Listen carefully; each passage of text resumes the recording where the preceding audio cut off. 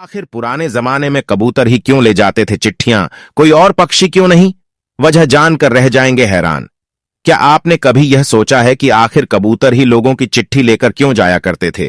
किसी और पक्षी को इसके लिए क्यों नहीं चुना गया? आज के समय में अगर आपको किसी को कोई मैसेज भेजना हो तो आप बड़ी ही आसानी से उसे अपना मैसेज भेज सकते हैं।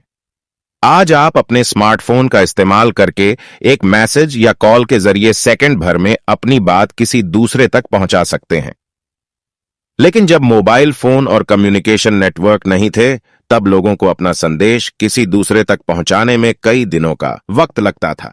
पहले राजा महाराजा अपने संदेश लिखकर एक सैनिक को दे दिया करते थे और वह पैदल जाकर वह संदेश किसी दूसरे राजा या अन्य किसी व्यक्ति तक पहुंचाता था और वहां से संदेश लेकर भी आता था। लेकिन इसमें कई दिनों, यहां तक कि महीनों का भी वक्त लग जाता था। हालांकि घोड़ों के इस्तेमाल के बाद यह प्रक्रिया थोड़ी तेज हो गई, लेकिन समय आज के मुकाबले फिर भी काफी ज्यादा लगता था। इसलिए लंबी दूरी तक और कम समय में अपना संदेश पहुंचाने के लिए लोगों ने घरेलू कबूतरों का इस्तेमाल शुरू कर दिया।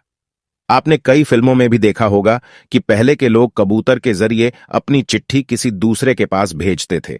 लेकिन क्या आपने कभी यह सोचा है कि आखिर कबूतर ही लोगों की चिट्ठी लेकर क्यों जाया करते थे, कोई और पक्षी क्यों नहीं? अगर नहीं तो आइए आज हम आपको इसके बारे में बताते हैं।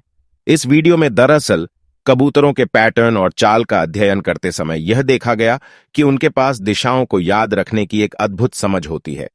मीलों तक हर दिशा में उड़ने के बाद भी वे अपने घोंसले का मार्ग दर करने में सक्षम होते हैं। कबूतर उन पक्षियों में से आते हैं जिनमें रास्तों को याद रखने की खूबी होती है। कहावत है कि कबूतरों के शरीर में एक तरह से जीपीएस सिस्टम होता है, जिस कारण वह कभी भी रास्ता नहीं भूलते हैं और अपना रास्ता खुद तलाश लेते हैं। दरअसल कबूतरों के पैटर्न और चाल का अध्ययन करते समय यह देखा गया, दरअसल कबूतरों में रास्तों को खोजने के लिए मैग्नेटोरिसेप्शन स्किल पाई जाती है। यह एक तरह से कबूतरों में गुण होता है।